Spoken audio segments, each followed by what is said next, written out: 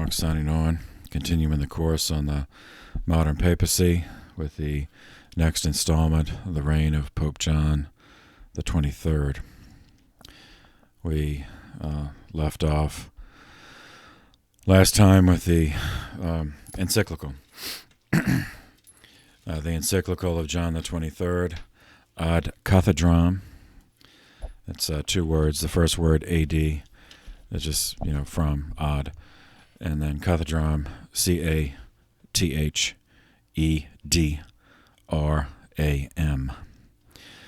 June 29th, 1959. Substantial length, 149 numbered sections. The importance of this encyclical, all encyclicals are important, but this one is especially significant because of the timing. John the 23rd promulgated this during the preparation period for Vatican II, but before the first formal session opened. In other words, he published it while the fight was going on behind the scenes between Ottaviani and Bea, between the traditionalist Ottaviani, who regarded the modern world as the enemy, and the church should be a fortress protecting the faithful from it, against Bea, the more progressive, liberal, open to the world, transform the world from within type. This gave the encyclical significance far beyond its content. And the content in itself, apart from the timing, was, also generated some controversy, because in it, Pope John argued that truth could only be promoted in a spirit of love. Therefore, for the first time in history, in church history, he greeted non-Catholic Christians, meaning Protestants. He greeted Protestants with the term separated brethren. He addressed sections of the encyclical to all states of life, all classes of in economic classes, conditions of birth, both inside of the church and outside of it.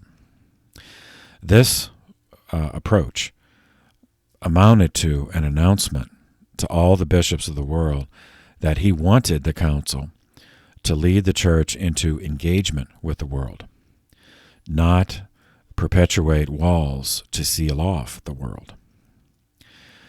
And he had a very optimistic view of the possibility of that happening. In the same year, February 16th, 1959, communist insurgents led by Fidel Castro seized control of the island of Cuba, 90 miles off the coast of Florida, as the culmination of a 4-year-long civil war against the right-wing dictator, the militarist dictator, Fulgencio Batista. Fidel Castro lived from 1926 to 2016. He was the illegitimate son of a wealthy plantation owner who moved to Cuba from Spain. Fidel was baptized Catholic, was a student at Jesuit schools in Cuba.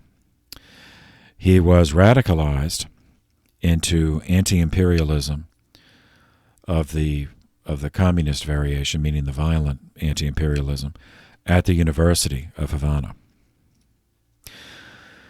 Once taking over the island and assuming the title of Prime Minister, Castro began forging strong economic ties with the Soviet Union. In March of 1959, the U.S. President, Dwight Eisenhower, alarmed at this development, allocated $13.1 million to the Central Intelligence Agency and that was a significant amount of money in 1959, to prepare the overthrow of Castro. In other words, for the CIA to make arrangements to overthrow Castro. Though the final decision was left to the next president, because Eisenhower was at the end of his second term and was not going to run again.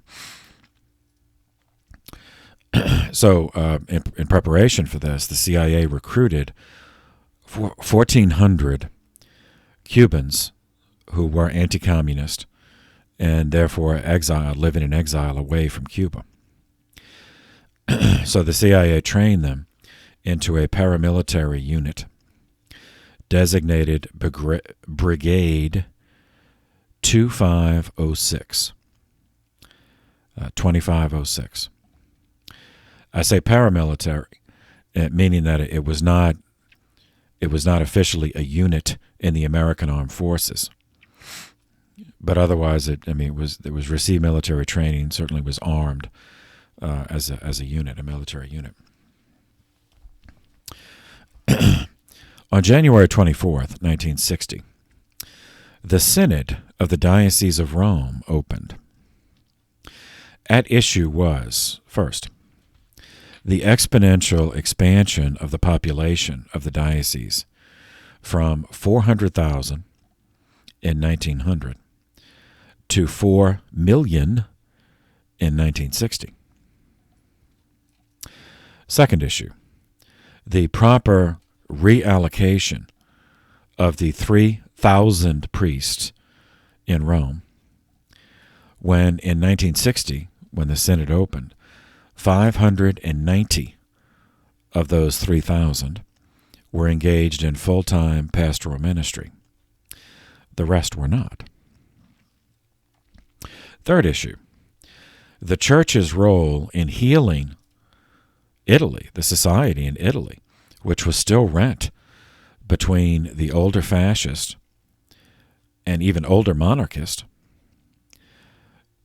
on the sort of the right, the conservative side, and then on the left, the younger, the socialist, who were more moderate leftist, socialist in terms of the kind of government they wanted. But even further to the left would be the violent revolutionary communist. And always remembering, keep in mind, Italy was on the losing side in the Second World War. And, of course, had all the material destruction, the economic destruction that entails. So John the 23rd told Cardinal Tardini, in general, what he wanted from the Synod of the diocese, but left the details to him. In this Synod, the term Synod is used for different levels, but in this case it was just a Synod pertaining to the Diocese of Rome. It was separate from the Vatican Council. Even though John announced all of them those two at the same time, and announced the revision of the Code of Canon Law. So Tardini prepared a document for the Synod consisting of 755 statements of policy, procedure, and operational changes. They contained no condemnations, since John had made his preferences on that matter clear. The clergy and members of the laity were invited to participate in the Synod, and they were invited. It wasn't just open to the public. Members of the laity specifically were invited by name. So, in other words, Tardini chose the ones he wanted to attend. The Synod began with the Holy Hour and the Rosary.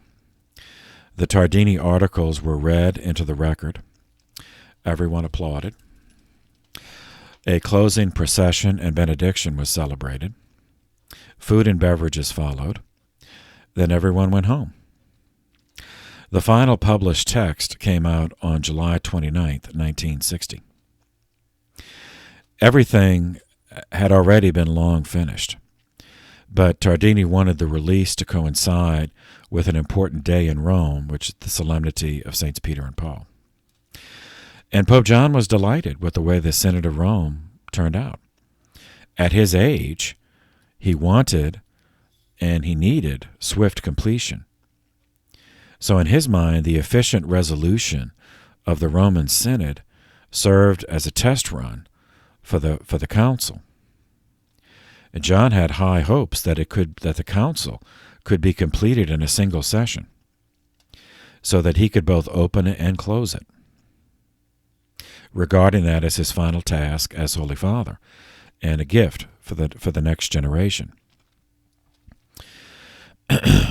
In a letter to Cardinal Clemente Macara, who was the Vicar General of the Diocese of Rome, Pope John confided about the Synod decrees, quote, that they yield up their beauty and inner coherence, with occasional delicate touches that result in an unexpected solemnity, bringing clarity to the mind and savor to the heart.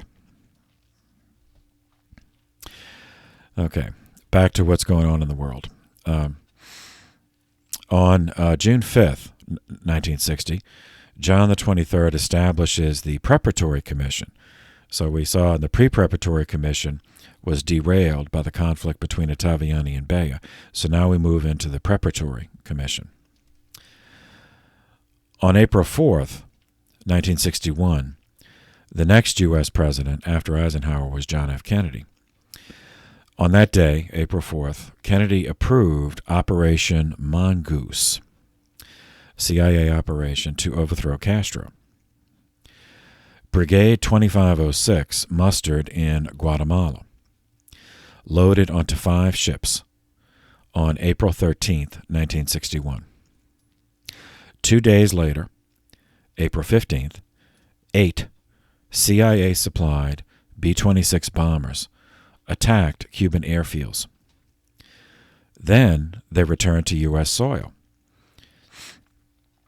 On the night of April 16th, Brigade 2506 landed on the beach Playa Girón in the Bahia de Cochinos, which translates to the Bay of Pigs. The brigade easily overwhelmed the local militia and thought victory was in sight. But then the anti-Castro uprising among the Cuban population, which the CIA planners expected and assumed would happen, did not happen. So Castro led a counterattack. The Eisenhower plan that Kennedy inherited and approved included ongoing air support for the brigade, as well as artillery support from naval vessels stationed off the coast. So when Castro was able to counterattack, the CIA said, well, okay, this was part of the plan. The assets exist, so, we need permission to do this. Kennedy decided no. He decided not to provide local air support once it was clear that local support, that an anti-Castro uprising was not going to happen, that local support failed to materialize. The brigade then they were doomed. I mean, without support, they were doomed. So the brigade, the survivors at least, surrendered 3 days later after sustaining 116 kills. They surrendered on April 20th. Hideous torture followed, and then executions, including 2 U.S. citizens that hired by the CIA, then disavowed by the CIA.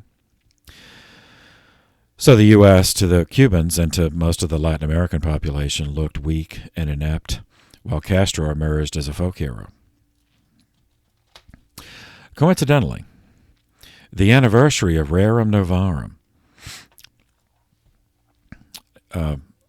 which was promulgated by Leo XIII in 1891, and the encyclical Quadragesimo Anno, promulgated by Pius XI in 1931, the anniversary of those 2 social encyclicals took place during the preparatory period of the Council, 1961. Each of those encyclicals dealt with social issues particular to the modern industrialized economy. notably labor unions, the right of labor to organize. Each of them was composed by popes who sought ways to bring the church into the world. So they were of that ecclesiology, the more, open to the world, change the world from within. Transformation is kind of ecclesiology. John the 23rd took the opportunity of this anniversary to remind everyone of that heritage. The encyclical he produced, Mater et Magistra, Mother and Teacher, promulgated on May 15th, 1961, was a massive 264 numbered section document that, like his previous encyclical Ad Cathedram, announced to the world his own views on many of the issues he wanted the council to address before the council actually met. So again, it assumes it's a teaching document so important in itself, but because of the timing and the context, assumes larger significance.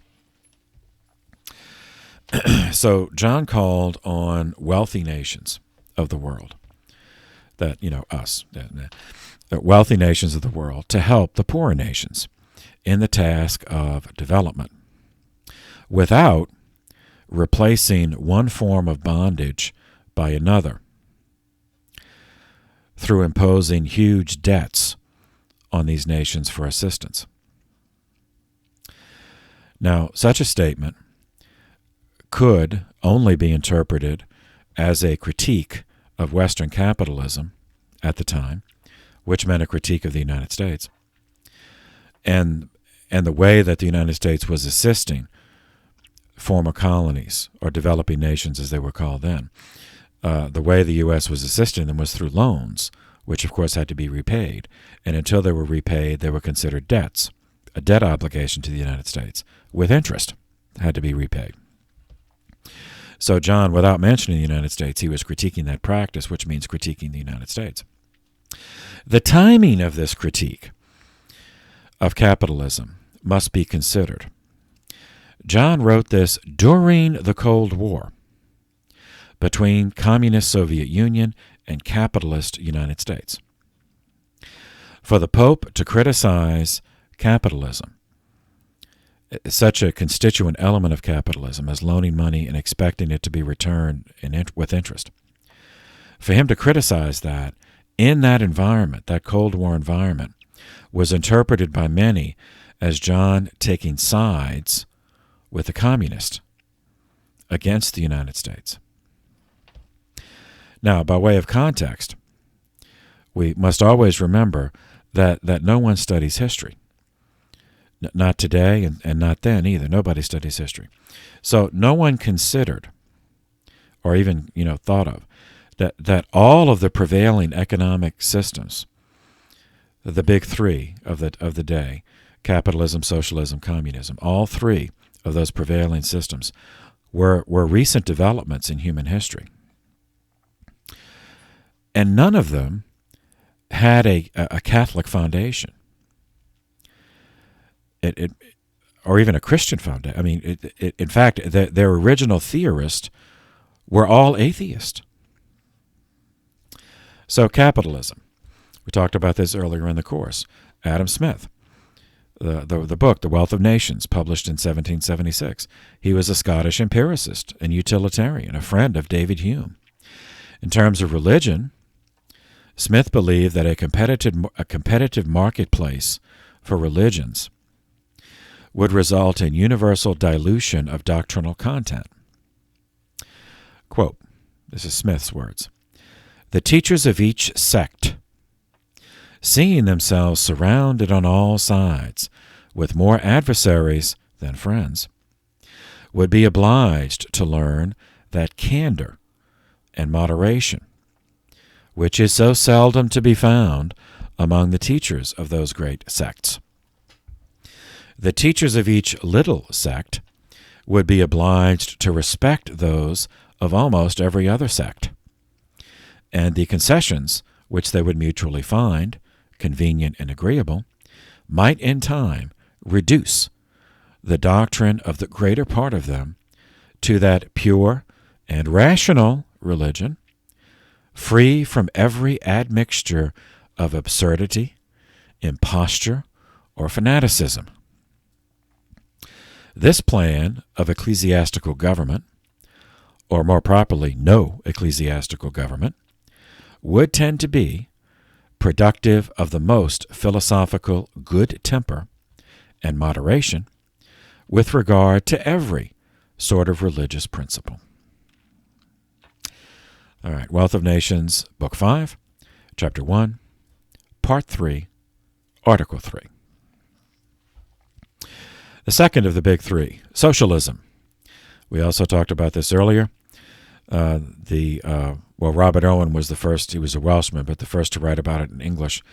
But the more influential in terms of the continental development was the French version, the Count de Saint-Simon, in his book titled Industry, 1817. In his last work, later work, 1825, titled The New Christianity, Saint-Simon promoted a generalized ethical Christianity, drained of doctrinal specificity, limited to little more than the Beatitudes and love God, love neighbor, love the prime mover, and love your neighbor. The third of the big three, chronologically to be developed, was communism. The Communist Manifesto, 1848, published by a German atheist, Karl Marx. His words, quote, "The foundation of irreligious criticism is man makes religion. Religion does not make man. Religion is, indeed, the self-consciousness and self-esteem of man, who has either not yet won through to himself, or has already lost himself. Religion is the sigh of the oppressed creature, the heart of a heartless world, the soul of soulless conditions. It is the opium of the people. The abolition of religion, as the illusory happiness of the people, is the demand for their real happiness. To call on them to give up their illusions about their condition is to call on them to give up a condition that requires illusions." Karl Marx. This is in a different work, not the Communist Manifesto. This is an essay titled Introduction to a Contribution to the Critique of Hegel's Philosophy of Right, originally published in 1843. Furthermore, okay, so those are the three, the big three economic systems. Now, what did John the 23rd actually say about them? Now, it's clear the way it would be interpreted, especially so soon after with the Cuban Missile Crisis. I mean, the Bay of Pigs, so soon after the Bay of Pigs. But what did he actually say? All right. So in the encyclical, Pope John offers a critique of all three systems. So yes, he did offer a critique of capitalism. That is true, but he wasn't just picking on capitalism. He was critiquing all three because their origins are not Christian. All right. So here's a few examples. His critique of communism and socialism. Number 34. Section, paragraph. Well, some of the numbered sections contain more than one paragraph. So numbered section 34. Quote, Pope Pius XI further emphasized the fundamental opposition between communism and Christianity and made it clear that no Catholic could subscribe even to moderate socialism. The reason is that socialism is founded on a doctrine of human society which is bounded by time and takes no account of any objective other than that of material well-being. End quote. Of course, I mean, because they don't believe in the divinity. They don't believe in an afterlife, so they don't have any. It's atheist. It has an atheist origin. Now, his critique of capitalism. He did indeed critique capitalism. This is in section number 43. Quote: concerning the use of material goods, our predecessor, Pius XII, declared that the right of every man to use these for his own sustenance is prior to every other economic right, even the right of private property. The right to the private possession of material goods is admittedly a natural right. Nevertheless, in the objective order established by God, the right to property cannot stand in the way of the axiomatic principle that the goods which were created by God for all men should flow to all alike, according to the principles of justice and charity. End quote. Okay, so you can see how that would make, that's one passage where people say, okay, John is a closet communist. But, looking at the previous statement, which is from the same document, he critiques communism and socialism too. So he was not pro-communist. He was not pro-socialist. He certainly was not pro-capitalist. So he's critiquing all of them in different ways. Socialism and communism because of their atheism, and they have no concept of the human person as having supernatural value. And he's critiquing capitalism because its attitude of material possessions and private property, he believed, in its unregulated form, disregarded the transcendent value of the human person. That unregulated capitalism, I mean, this is an extreme, but, like a person who really did believe, a doctrinaire person who really did believe in unregulated capitalism would have no problem with an unproductive person just starving to death. That if they don't work, just let them die. And that it's actually better, such a person would say it's actually better for the society if that person dies to get, because otherwise they're just consuming resources. They're not producing anything. So John critiques all of those. Further down in the document, in section 79, he talks about the demands of the common good. Quote, what are these demands? On the national level, they include employment of the greatest possible number of workers, care lest privileged classes arise, even among the workers, maintenance of equilibrium between wages and prices, the need to make goods and services accessible to the greatest number, elimination, or at least restriction, of inequalities in the various branches of the economy, that is, between agriculture, industry, and services, creation of a proper balance between economic expansion and the development of social services, especially through the activity of public authorities, the best possible adjustment of the means of production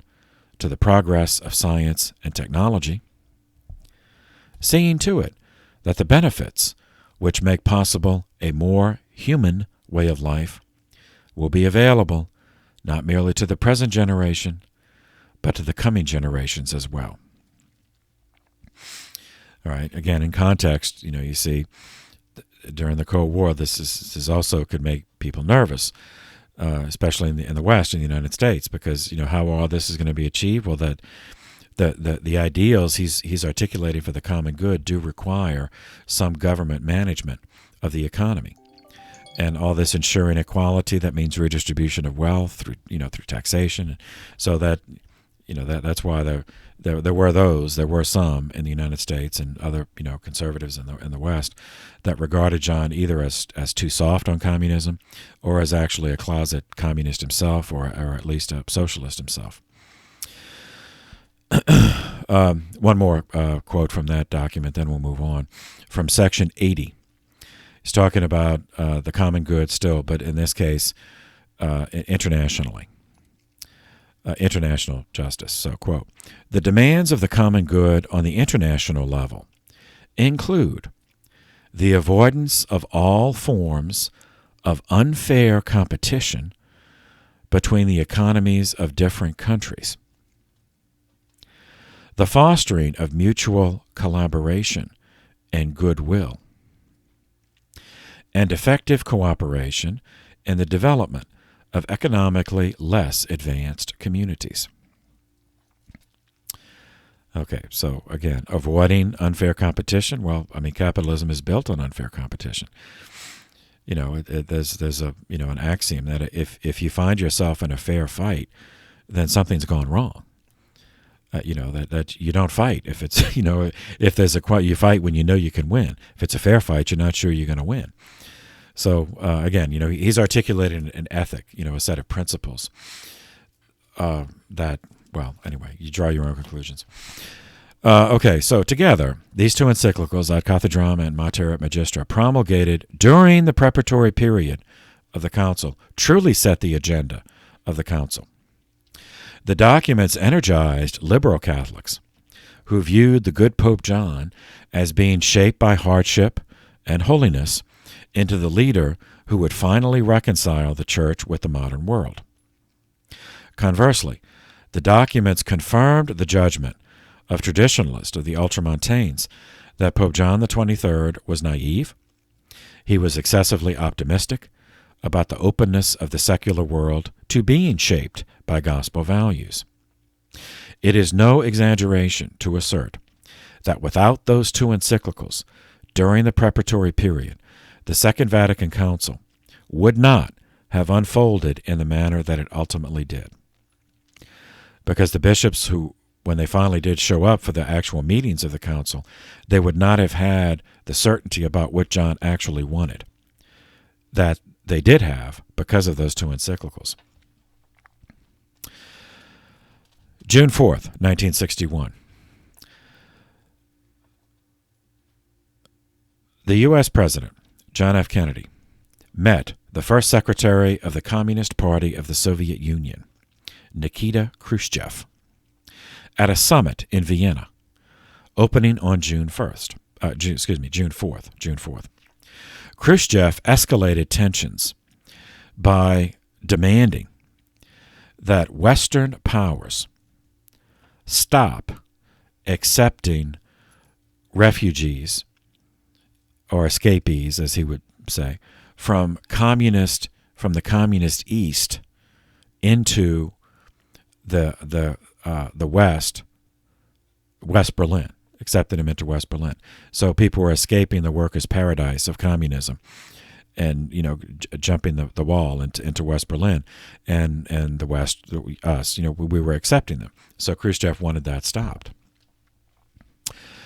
On June 25th, Kennedy made a speech announcing that he was asking Congress for funds to create 6 new Army divisions and 2 new Marine Corps divisions, saying, quote, "We seek peace, but we shall not surrender." On Sunday, August 13th, 1961, the Soviets closed access from East into West Berlin and set 32,000 engineers working to construct the 96-mile-long Berlin Wall, which they referred to as the anti-fascist protective wall. The Berlin Wall remained in place, dividing East from West Berlin, until torn down by spontaneous protest in 1989. All this is happening, while preparations for the council are taking place. July 30th, 1961. Cardinal Domenico Tardini, who had loyally served Pope Pius XII and John XXIII as Secretary of State, dropped dead of a massive heart attack. He was followed as Secretary of State, or John appointed as Secretary of State, Amlito Giovanni Cicognani. That's Cicognani.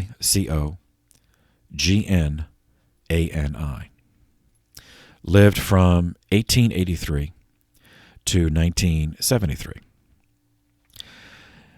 He served as Secretary of State from 1961 until 1969, so after John's death into the reign of the next Pope, Paul VI. Amlito should not be confused with his older brother, who was also a cardinal, in his case, the Cardinal of the Congregation of Rites, that's Gaetano Cicognani. So far, they are the last pair of brothers to serve in the College of Cardinals at the same time. In retrospect, the administrative incoherence that plagued the beginning of Vatican II, which we'll talk about, and extended the duration, made Vatican II last longer than anyone really imagined, certainly longer than John the 23rd envisioned. That administrative incoherence is entirely due to the unexpected death of Tardini. His replacement, Cicognani, was an old friend of Pope John's from the diplomatic service. Cicognani had served as apostolic delegate here to the United States for 25 years. He was loyal to John, and he shared John's ecclesiology, but he did not have Tardini's analytical mind, his efficiency, or his capacity for work. Amlito thought like John, in breezy, optimistic generalities. Without someone like Tardini to extract a concrete course of action from the vision and the resolve to follow it through to completion, Pope John was adrift, kind of adrift. Not in terms of his values. I mean, he knew what he wanted, but just the practical of how do you get from here to there. Many of the problems to be detailed below would never have happened if Tardini had still been alive and functioning as Secretary of State. September of 1961, Cardinal Bea and his collaborators on the Secretariat of Christian Unity, along with sympathizers from outside, crafted briefs, or like position papers, to serve as the basis for conciliar debate and statements in favor of religious liberty, church-state relations, and the sources of divine revelation, as well as on updating relations with Jews and with other non-Christians. Only the last of those, the relations with Jews and other non-Christians, directly related to his duties in the Secretariat for promoting ecumenical endeavors. So in an embarrassing management gaffe, which Tardini would never have permitted, all of these briefs were dumped without warning onto the Central Preparatory Commission, leading to an ugly, loud argument between Bea and Ottaviani, because Ottaviani didn't know this. Ottaviani didn't know that John had told Bea, "Oh, you prepare your own schema." And because John told Bea that, then Bea solicited these briefs, and then Tardini wasn't there, to keep, who kind of knew everything. So then these briefs, copies of these, just got sent along with the documents to the Central Preparatory Commission, and that's the first time Ottaviani found out about it. So there was an ugly, loud argument between Bea and Ottaviani in front of dozens of fellow cardinals, bishops, and staffers. Ottaviani ridiculed Bea for his preening ego, pronouncing on matters outside the competence of his secretariat. And, by the way, a secretariat was not senior enough to comment on anything at all at the conciliar level. Bea countered that Ottaviani wanted to lock the church into a crypt so that nothing, not even light and air, could enter. Staffers got him out of the room through opposite doors. So this is another baneful portent of things to come. But John heard about it. So on October 22nd, 1962, John elevated the Secretariat for Christian Unity to the status of a full conciliar commission. So he had the same rank, but at least equivalent rank. All right, so this brings us to the first period of the council, when they actually got together, all the bishops, not just a few in the preparatory commission. So the first period of the council extended from October 11th to December 8th, 1962. So a few put some numbers to this, and these are totals over the whole event.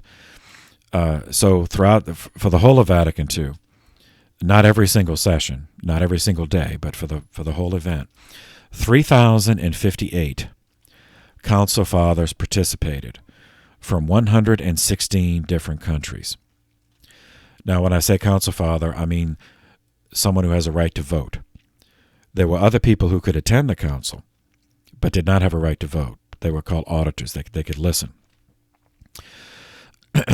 But 3,058 could actually vote. So for the most part, they were bishops, but also some religious superiors. 129 of those were religious superiors. The rest were bishops. Of the bishops, 1,060 were from Europe. 531 were from South America. 416 were from North America. 408 were from Asia. 351 from Africa. 89 from Central America. 74 from Oceania, which means the Pacific Ocean. So that's Australia as well as the islands and the Philippine Islands, Japan. Between the opening and the closing of the council, when all the council fathers, were summoned to meet. So from 1962 to 65, 253 council fathers died, including Pope John the 23rd. He died during the conciliar period. 296 new council fathers were added, including Pope Paul VI. Though he had attended from the beginning as Archbishop of Milan, but then he got a new, obviously as Pope, he's in a new position, and then he replaced himself he appointed someone to replace him as Archbishop of Milan. In addition to these, those who could not vote but who could attend and participate in different ways, just not voting, were 484 periti, P-E-R-I-T-I. That's the plural of peritus, which just means an expert, a Latin word for expert. These were formally appointed by either John the 23rd or Paul VI. Plus those, there's an unknown number of personal secretaries, attendants, friends that the various council fathers brought with them that did not make the official list. In addition to all of those, over 1,000 press cards were issued to journalists to allow them admission to places where they could talk to council fathers on site. Now, of course, there was no limit, in addition to all of that, to intercepting someone outside of Vatican grounds. 2 catering stations were set up inside of, in the grounds, inside of St. Peter's Basilica, where the meetings were held. 37 microphones were distributed so that no council father would have to walk more than 20 yards to be heard by everyone. As a result of Tardini's unexpected death, the mountain of material assembled from the consultation process had not been properly edited or harmonized. At the Roman Synod, which we already covered, Tardini and his staff prepared the text in advance, so those attending could approve, applaud, and then go home.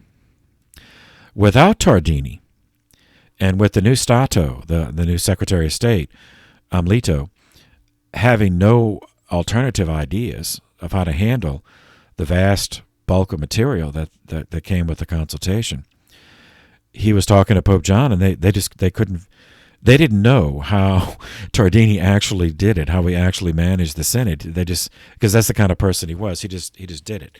He just took care of stuff, and then John shows up for the ceremony, and everything goes smoothly. But that doesn't just happen, And so neither Tardini nor Amlito actually knew how he did it. So they just decided that the Council Fathers would just be given all of the four of the material, all the different schema, all the different outlines and briefs, which amounted to outlines. If it had all been acted on, it would have been outlines for 70 documents. Just the outlines filled 2 books, 2 volumes that each of the Council Fathers got. In other words, too much to be actionable, and that's what the loss of Tardini did. That these, so you have 3,000 people getting 2 books worth each, each getting 2 books worth of just outlines for what could be 70 documents, with much repetition and overlapping, because Tardini, they didn't have anyone to replace him. That could go through and sift all of that and just harmonize it and just, anyway. At 8:30 a.m.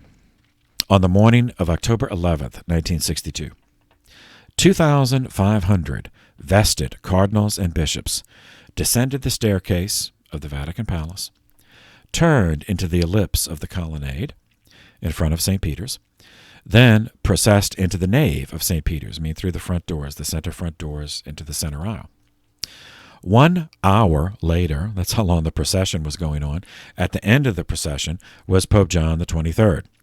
He was carried in on the sedia gestatoria, the chair for carrying, was carried on this guy's shoulders.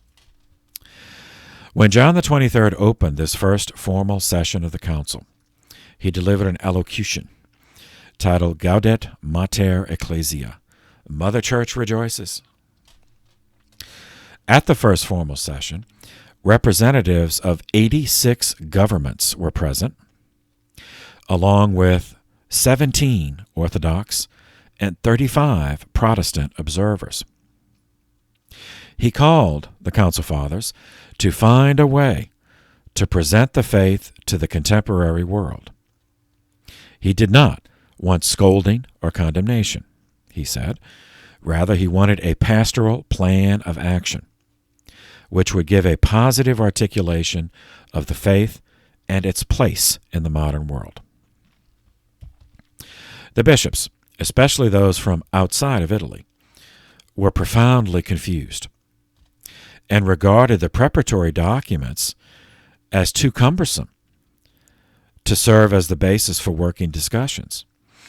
You cannot have a committee meeting if your agenda consists of 2 volumes for 70 documents. Confusion is both mentally draining and emotionally irritating. Drained and irritated people get tired of dealing with unnecessarily protracted problems caused by amateur mistakes. Tired men make mistakes.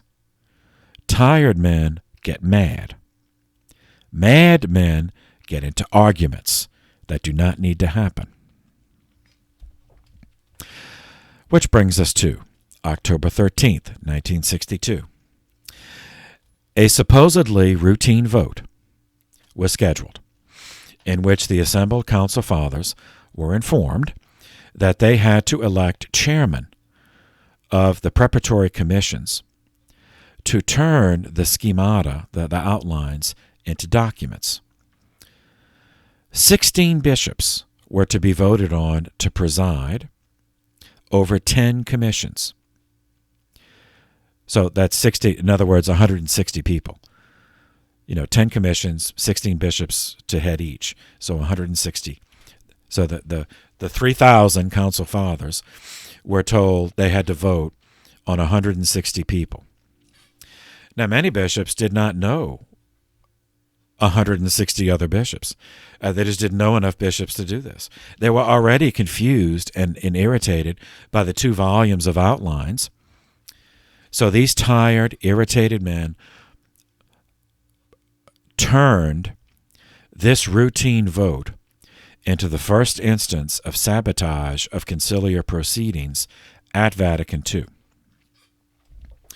This is another of what turned out to be many embarrassing blunders that blindsided Pope John after the death of Tardini. Ottaviani was a lifelong theologian. Cardinal Bea was a lifelong teacher. Pope John himself and the new Secretary of State were both career diplomats. I mean, none of them were stupid, but none of them, their experience, their church service, had not been in concrete administration.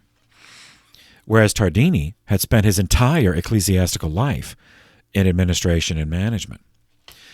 Someone like that would have foreseen and resolved this problem long before anyone else had even thought of it. We know this because the Roman Synod, managed by Tardini, had 8 commissions that he just outlined. These are the 8 commissions. Before the Synod opened, Tardini mailed letters of appointment to the guys he wanted to preside over those 8 commissions. So this issue never came up at the Synod. Everybody showed up. Okay, these are the 8 commissions, and these are the guys that are in charge of the 8 commissions. So there was, nobody had to wonder or even get annoyed about having to vote for them. Oh, okay, they're already there.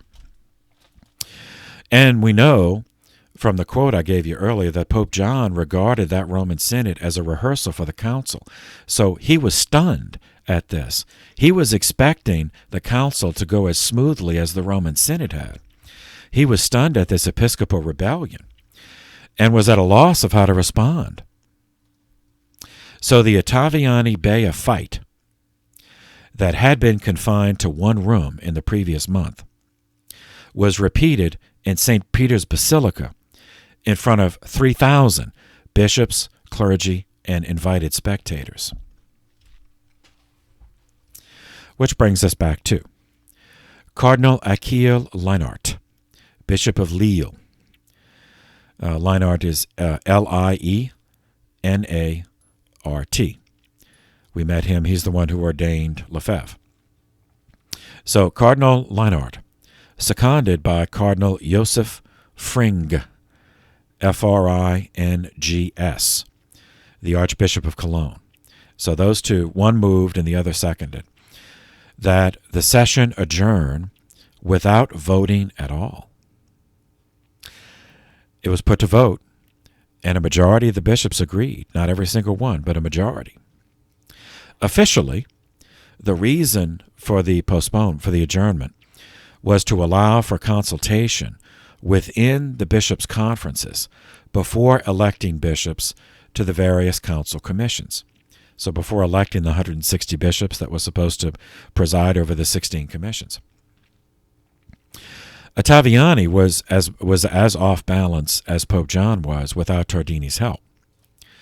So all Ottaviani could do was to counter with a motion that all the schema be taken over by his theological commission.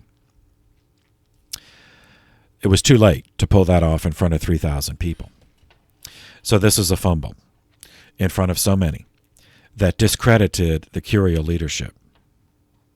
Ottaviani's motion was seconded by Lefebvre, so it was put to a vote, but it lost. It was voted down by the General Assembly. 46 voted in favor. 2,162 voted against. A stinging rebuke to the elderly cardinal, to the Roman Curia, and to the traditionalist ultramontanes, the conservatives. The operational management vacuum existing when the council opened, followed by this parliamentary revolt in the opening session, brought to prominence in the council men whose ecclesiology, philosophy of church, was of the progressive variety, which was also John the 23rd's ecclesiology. and put them at variance with the traditionalists, with the ultramontanes. And they viewed those like Ottaviani and Lefebvre as relics of a past that was hindering the church's aggiornamento, updating, todaying, and relating to the modern world. So the new men, who thought of themselves as new men, as progressives, included Cardinal Leo Joseph Suenens, Suenens, Archbishop of Malines, Brussels, in Belgium, and Paul-Émile Léger, Leger, Archbishop of Montreal, and Dennis Hurley, Hurley, Bishop of Durban, South Africa, along with Leinart and Fring, who were also self-perceived progressives. October 16th, 1962. The United States, October 16th. The United States stationed PGM-19 Jupiter medium-range ballistic missiles in Italy and Turkey in 1961 as part of the Cold War policy of containment and deterrence of the communist Soviet Union. The significance being that the Jupiter missiles were the first nuclear-tipped missiles. Each missile carried a 1.45 megaton nuclear warhead with a range of 1,800 miles. By way of comparison, the Hiroshima bomb was 14 kilotons. So with this, each Jupiter missile could have 1.45, almost 1.5 megatons. Okay, the background. In May of 1962, the Soviet Premier, Nikita Khrushchev, approved installing Soviet missiles on the island of Cuba by way of retaliation for the Jupiter missiles, giving Russia a first strike capability on the U.S. mainland to counter the United States, Jupiter missiles in Turkey, which the Soviets regarded as a first strike threat. In July, Soviet irrigation and agricultural specialists began transporting equipment to Cuba to aid in feeding the people.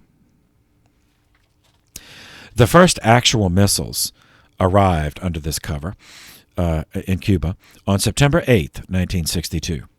They were intermediate range, capable of carrying a 1 megaton warhead 1,200 miles, placing 9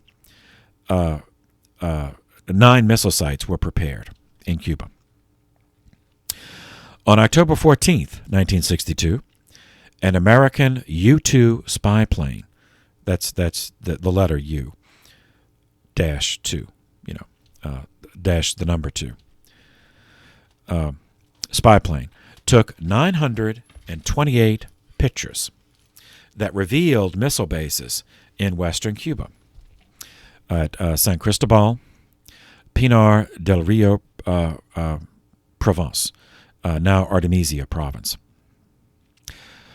On October 22nd, 1962, John F. Kennedy addressed the nation on television, in which he declared it U.S. policy to regard any missile launched from Cuba against any nation in the Western Hemisphere as an attack by the Soviet Union on the United States, requiring a full retaliation against the Soviet Union. Further, he placed a quarantine around Cuba. Now, that word is important, since an embargo is an act of war and is understood in international law as being an act of war. So he didn't call it an embargo. He called it a quarantine of Cuba. October 28th, 1962. Another U.S. spy plane flying over to get an update, more reconnaissance, was shot down over Cuba by Soviet-supplied anti-aircraft batteries. a nuclear war almost happened right then on October 28th. And then, subsequently, within, the following hours and days, Soviet supply ships were en route to Cuba. And so but we had a quarantine of Cuba, and that we'd be enforcing that with ships. So what would happen when the Soviet supply ships were on the way, and if they tried to run the quarantine? So would we fire on them? Or would they bluff? Would they just keep going and dare us to fire on them? And then would we fire on them? Because if we did, that's World War III. If we did not, and we let them run the blockade, then that's a sign of weakness. And then presumably more missiles would be installed in Cuba. But it turned out that Khrushchev backed down, that he did not want a nuclear war. I mean, neither did Kennedy, but he backed down. Now, there's all kind of things that there was behind the scenes that supposedly one behind the scenes thing was that the solution was because that Khrushchev halted the advance because of a back channel promise made by JFK's brother, Robert Kennedy, who was the Attorney General, to the Soviets, that if Khrushchev did that, if he stopped resupplying and would remove the missiles, that the United States would remove the Jupiter missiles from Turkey. Anyway, of course, that would never be admitted, but it saved us from World War III, so that's okay. Following the crisis, a red line phone was installed to facilitate direct communication between the President of the United States and whoever was running the Soviet Union. And shortly after, the United States did remove the Jupiter missiles from Turkey. October 22nd, 1962, the same day that Kennedy addressed the nation. Open debate commenced at Vatican II. The Council Fathers were presented with schema for 7 documents this time that they were expected to complete and vote on before the session ended in December. Instantly, the magnitude of another administrative mistake manifested that would never have happened if Tardini were alive. Pope John XXIII, in his well-intentioned desire to include as many people as possible, created 3 entirely separate groups to manage the affairs of the council. Group number 1 was called the Council of Presidents,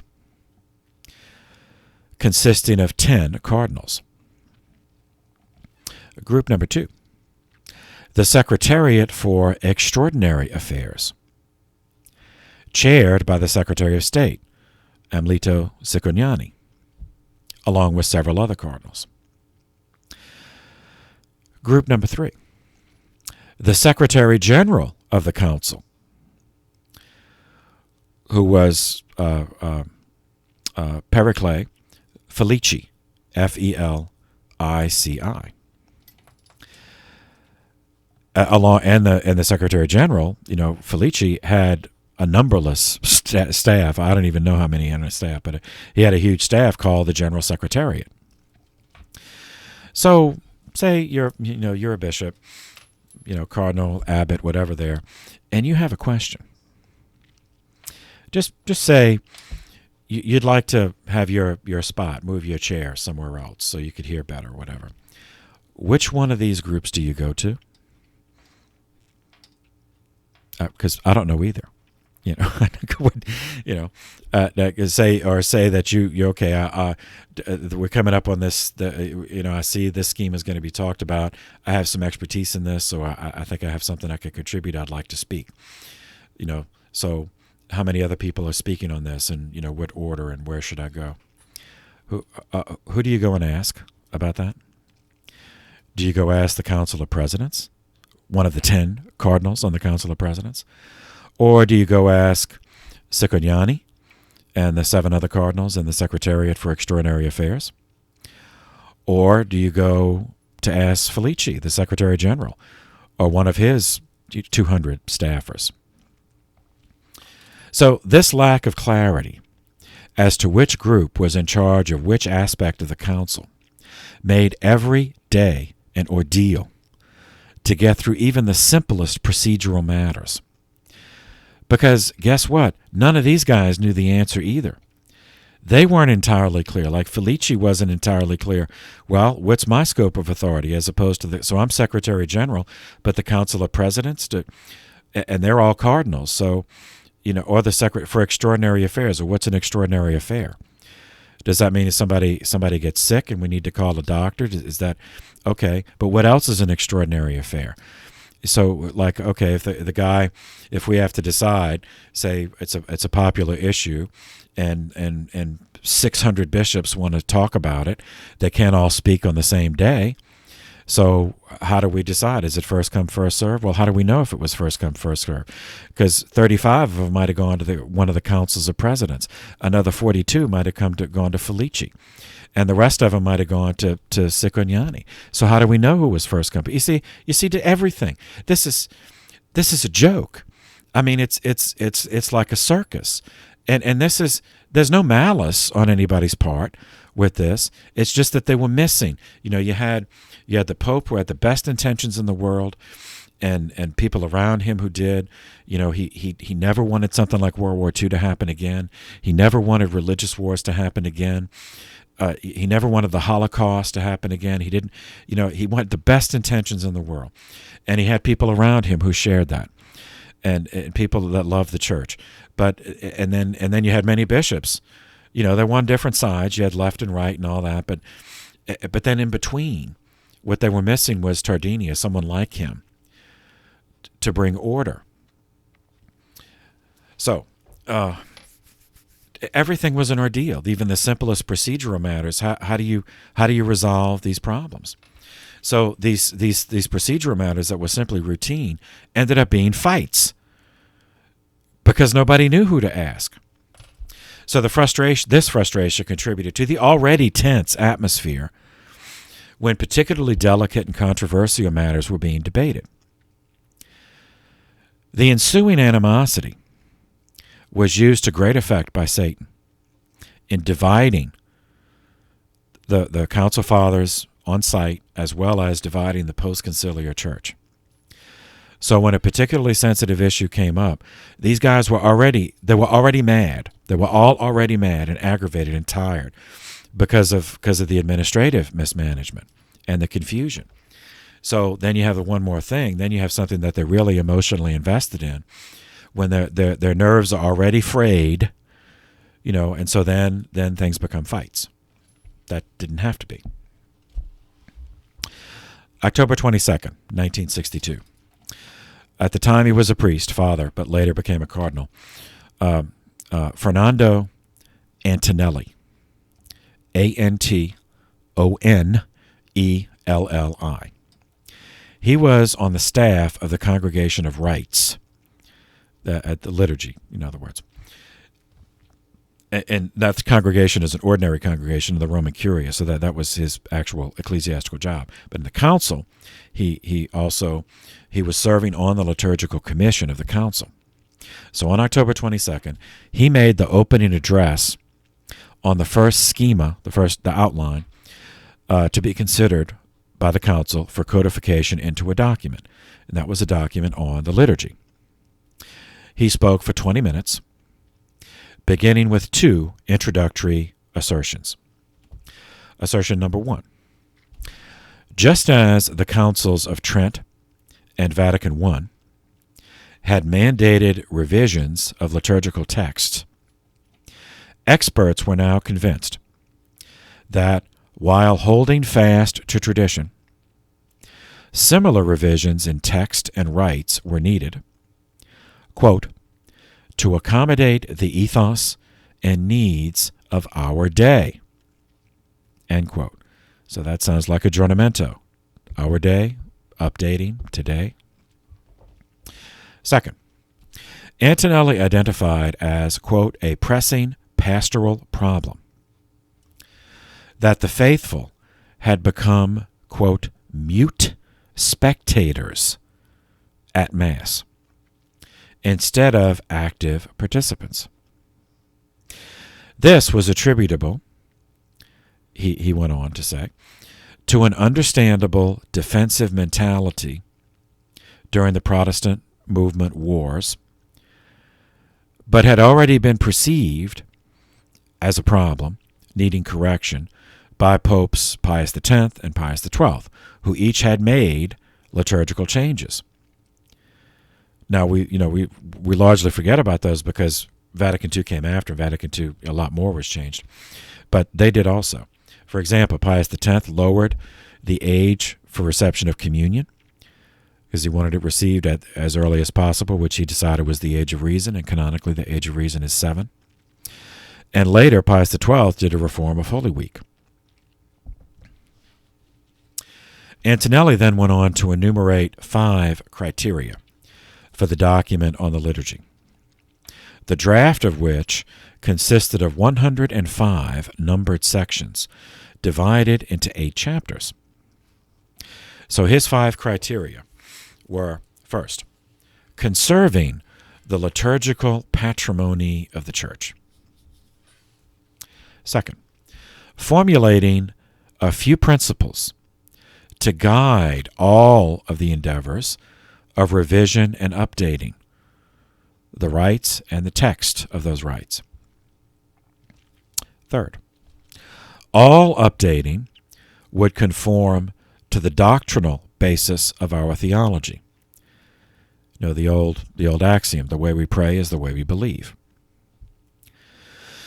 Fourth, instilling in the clergy a deep sense of the liturgical spirit to animate and teach the faithful. And fifth, leading the faithful to full, conscious, active participation in the mysteries of their faith. Note, Antonelli in this address mentioned nothing at all about the use or exclusion of vernacular language in the liturgy as opposed to Latin.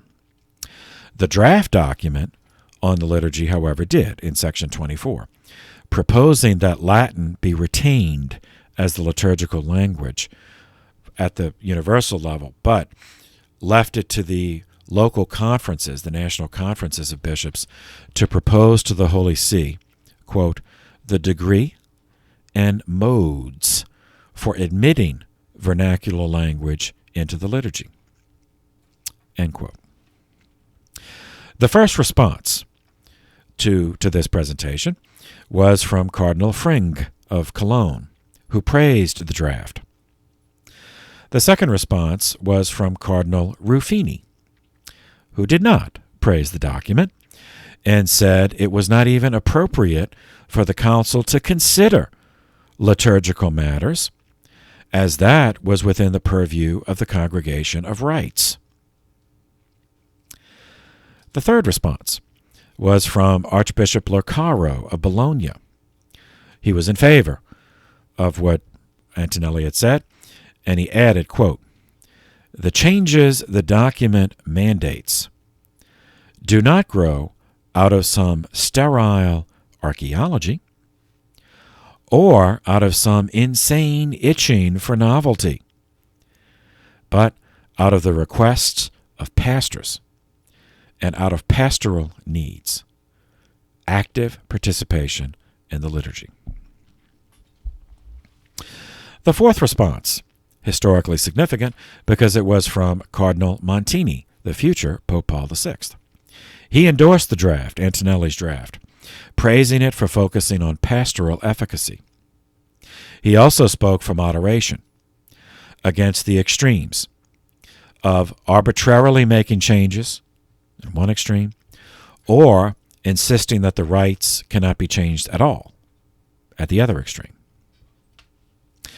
Further, he concluded the historical form is inseparable from what it signifies and must be so today and in the future.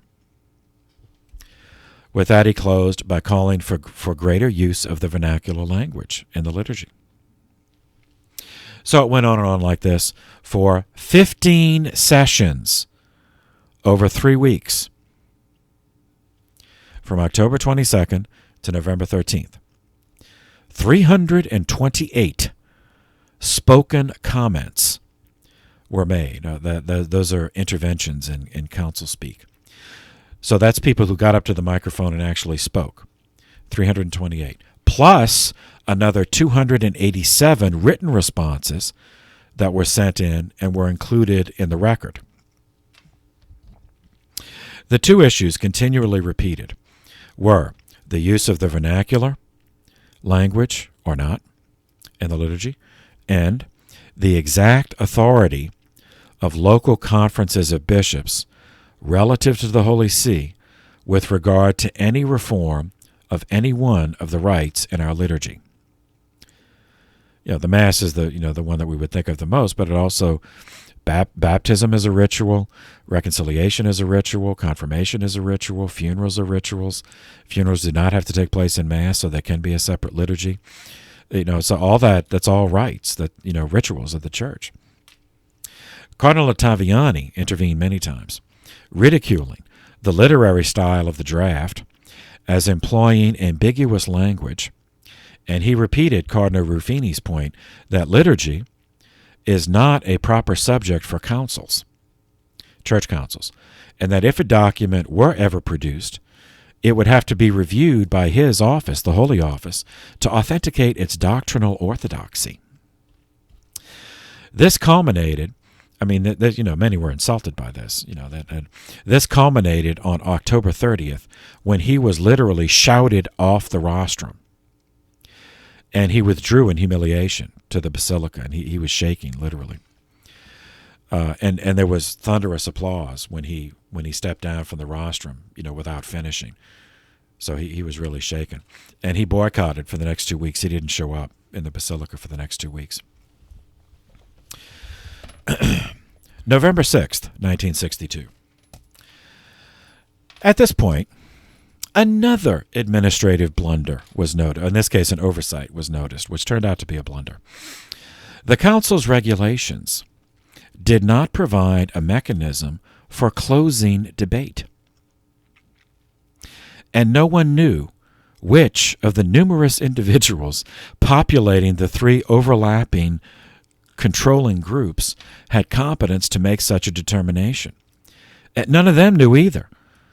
Felici, Cicognani, the 10 present, none of them knew, well, is it me? Is it you? Is it, who does make the decision? But after 328 public comments on one document, they were ready, to just, okay, let's vote. But who calls for the vote? Who decides, Finally, on November 6th, 1962, Pope John XXIII halted what had become an eternal parliamentary loop. On his own Petrine authority, he just decreed that the council presidents, and remember there are 10 of them, 10 cardinals, of one group, that's the council of presidents was one of the three groups, 10 cardinals. So he decreed that the council presidents, any one of the 10, could make a motion to close debate. And if that motion were seconded, then it would go to a vote. Finally, on November 14th, 1962, a cloture vote, meaning the vote to end debate and then go to the vote on the actual document, passed. And the draft was approved, not to become a conciliar document. It was just approved for the next stage of the editing process. And after that, then it was to be resubmitted as a conciliar constitution. And after all of that, this is Sacrosanctum Concilium, seminarians, which I know you've had to cover in multiple courses, the document on the liturgy. So the vote for this was 2,162 in favor, 46 against. Ottaviani and Lefebvre, of course, and Ruffini voted against it. And so the traditionalists regarded this as a defeat. November 14th, 1962, the same day, on the same day as the cloture vote on the liturgy draft, Ottaviani retaliated with a draft prepared by his own theological commission on a doctrinal matter, the sources of divine revelation, which pertain to Scripture, tradition, their relationship to each other, how they are used by the magisterium of the church, the teaching authority of the church. Ottaviani had boycotted since he was shouted down and laughed off the podium on October 30th, but he returned in order to vote against the draft Constitution on the Liturgy, the draft of the Constitution on Liturgy. In his address, after he lost the liturgy vote, he made the following points about the draft document on the sources of divine revelation. First, he was aware that numerous alternate schemata were being circulated by those with a theological and ecclesial agenda to foist on the council. Second, the draft he was presenting that day, November 14th, was the draft approved by his theological commission and approved by the Pope to forward to the council. So not approved by the Pope as the final draft, but approved to be put to the council for a vote. Therefore, he asserted, it was not permissible for the council fathers to entertain any other drafts privately making the rounds among what he called crypto-modernists. Third, he was aware of the complaints by some prelates that his draft took no account of new theological developments in the 19th and 20th centuries. He concurred with this assessment, said, yes, you are correct. I do not take account of those. He took it as validation that his approach was correct and that the church did not come into being in the 20th century, and it would continue to exist long after the 20th century passed. Fourth, Ottaviani addressed additional complaints by some prelates with regard to the literary style of his draft, that it was phrased in terms of command and condemnation, rather than a pastoral tone, as called for by Pope John in his opening allocution to the council. Once again, Ottaviani concurred with this assessment of his literary style, and again he took it as validation. Then he corrected the erroneous operating definition of pastoral used by some prelates. Ottaviani said, his words, quote, "The first and most fundamental pastoral task is to provide correct doctrine. Teaching correctly is fundamental to being pastoral. Those who are concerned with a pastoral style can later I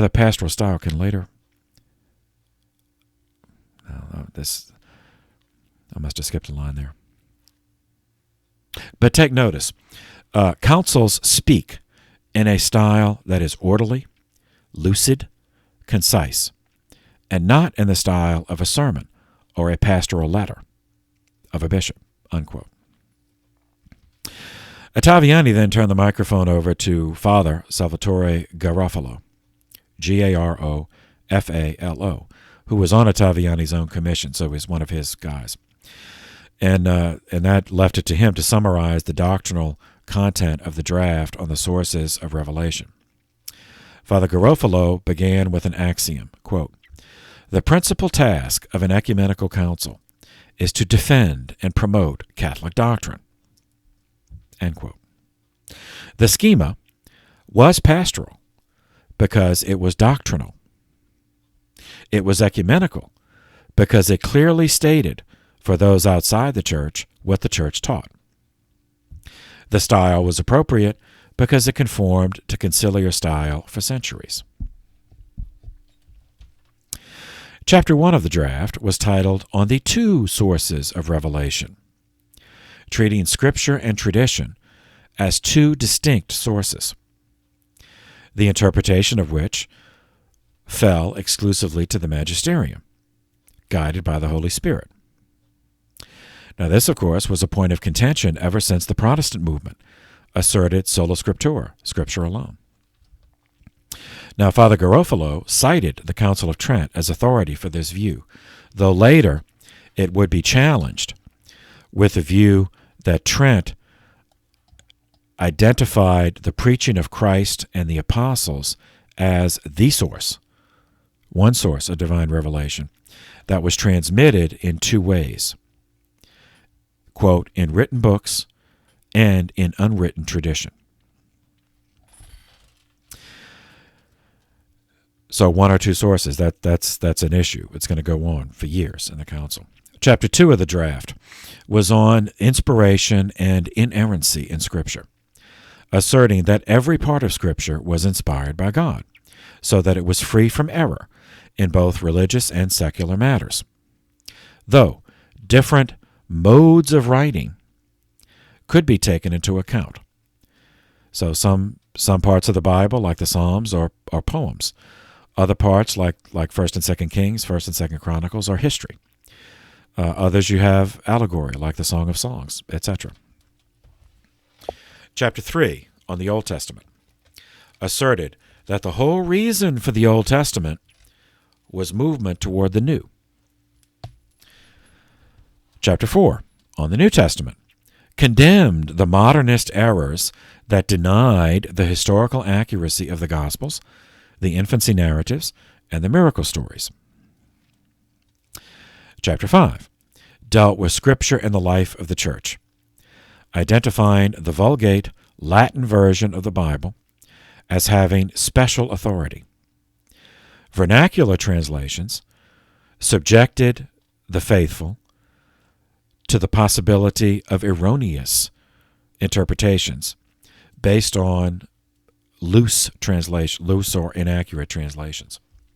So that was Garofalo. So when he finished his presentation, there was a repetition of the rift over the draft of the liturgy document, this time with more venom, because everybody was already mad and worked up over the liturgy thing.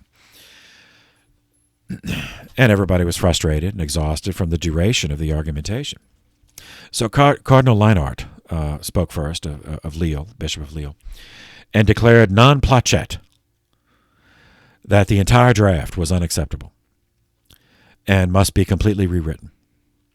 He accused the writers, though he did not mention any names, but obviously this is Ottaviani and Garofalo and Lefebvre. He accused the writers of misconstruing the relationship between Scripture and tradition, of using the frigid, his word, frigid, language of scholasticism, rather than the warmth and humanity of Jesus' parables.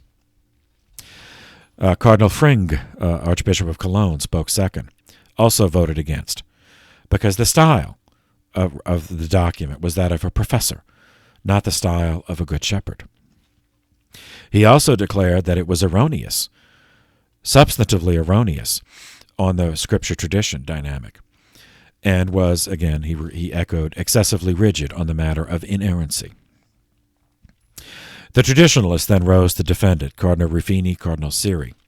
They pointed to the continuity between their draft with the statements of Vatican I, Pius IX's Syllabus of Errors, Pius X in the encyclical Pascendi, Pius XII in Humani Generis. They were each addressing the anthropological and theological subversion by modernism, which, they pointed out, had only escalated in the 20th century. Therefore, the Council needed to carry on their work, specify the errors as they were being re-expressed post-World War II. Not that they were new errors, they were just being re-expressed. Then the progressives piled on against it. Cardinal Leger of Montreal dismissed it as based on fear of error rather than love of truth. His rejection was joined by Cardinal Koenig of Vienna, Cardinal Alfrink of Utrecht in the Netherlands. They all called for an entirely new draft. Just throw away the draft and start over. Then an ultramontane, a traditionalist, Cardinal Bishop Carli of Senghi, and it was in Italy, got personal, characterizing the complainers as transalpines who had a long history of trying to impose their warped will on others. This is an undisguised dig against the Germans, the land of origin of both the Protestant movement and Nazi Germany. So that's about as so. Believe it or not, it only spiraled downhill from there, as if implying you're a Nazi is not bad enough. It just went downhill. 85 speeches in 1 week. Most not making detailed theological arguments, but rather assertions, dismissing the document as polemical, apodictic, negative, defensive, repressive, devoid of ecumenical and pastoral sensitivity, etc. And then the conservatives responding, as in keeping with Ottaviani.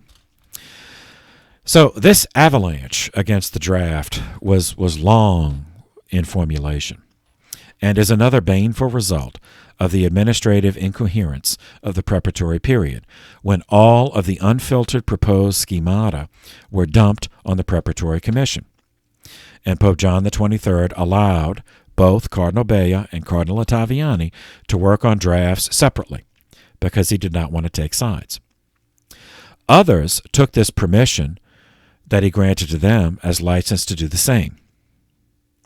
Ottaviani's draft had been leaked by some progressive prelates and shown to outside theologians, which resulted in critiques and alternative drafts, to which Ottaviani referred in his introductory presentation. One example that we know of, Cardinal Koenig showed it to a German Jesuit theologian, Karl Rahner, Rahner, in December of 1961.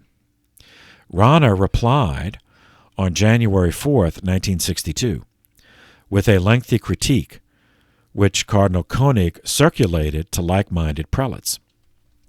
Cardinal Alfrink did the same, but he showed his draft, the draft he had a copy of, to a Dominican theologian, Schillebeeckx, who wrote up his observations, also circulated by progressive prelates. So back to the debate. With the word Nazi being tossed around, there was a real danger of physical altercation. Remember, the Second World War had only ended 18 years earlier, so everyone present had adult memories of the conflict, and many of them in attendance had suffered greatly because of the Nazis and the fascists. Lefebvre, for example, his father was executed by the Nazis. So somebody calling him a Nazi, anyway. Okay, November 20th, 1962. With this in mind, Felici, the General Secretary, availed himself of a privilege granted by Pope John XXIII of making a motion to vote for cloture of debate on the sources of revelation, with the motion phrased, quote, "Should discussion of the draft be interrupted?" This phrasing meant that a yes vote, placet, to end discussion actually meant a no vote for the draft, while a no vote to end discussion translated into a yes vote for the draft. In this atmosphere, now we're moving, it's almost vaudeville. We're at the point, it's almost slapstick. That the bishops were so confused, speaking across aisles to each other for clarification, all with different levels of understanding of Latin. They all had studied Latin in seminary, but some had really never used it since, apart from Mass. Not used it, for conversations. And others were gesturing to bishops. Some that were too far away, they couldn't hear. Do we do thumbs up or thumbs down? Because the implication of the double negative explained in Latin was not precisely clear to everyone. So the vote was 1,368 yes to the motion, which, the second order effect was no to the draft, while 822 voted no to the motion, which correspondingly meant yes to the draft. So this was 105 votes short of the two-thirds needed to secure cloture. They needed 2,209 votes. Therefore, the draft schema of Ottaviani stood.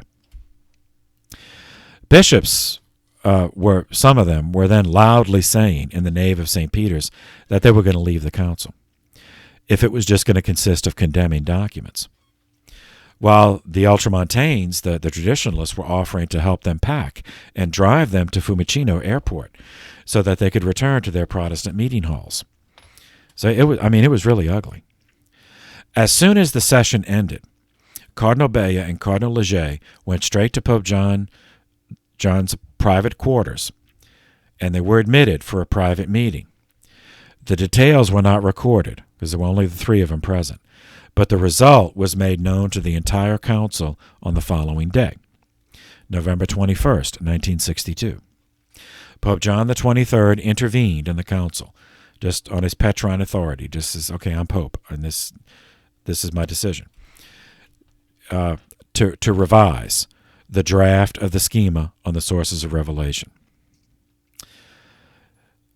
His prior intervention on November 6th created the cloture procedure of a two-thirds vote to end discussion of a document. Now, only 15 days later, one day more than 2 weeks later, after the cloture procedure did not work the way that the progressives wanted, the way that those who thought like John wanted, then John wrote a letter to the council, read out to Felici, circumventing the cloture process. So the quote from John's letter that Felici read to the council, one-sentence excerpt, quote, "Yielding to the wishes of many, a mixed commission will be created whose task is to amend the schema, shorten it, make it more suitable, with an emphasis especially on general principles." End quote. So if there had been any doubt lingering in the minds of the traditionalists, the conservatives, as to the interpretation of Pope John's thinking in his encyclicals and public statements regarding aggiornamento, this intervention revealed that John wanted a different kind of council, and that his definition of pastoral was not that articulated by Ottaviani and Garofalo. John's definition of pastoral was outreach to the whole world, Catholic and non-Catholic, religious and non-religious, and that pastoral was not only defining doctrine.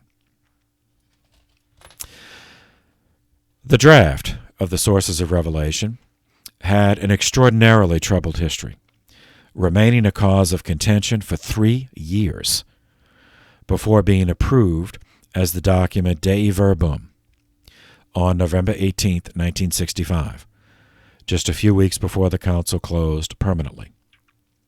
So seminarians, Dei Verbum, that's the document you study. That ended up being the final document, but this is the background to it. And we're not even finished with it. It's another 3 years of argument before they got the text that you study in your scripture classes. 5 days after John's intervention on this document brings us to November 26th, 1962. There was an introduction for the schema of another document, this one on the church. But, okay, we're going to stop here because if the file's too long, then anyway, so we'll stop here. We'll pick up with that November 26, 1962 next time. So for now, thank you for your attention. This session is adjourned.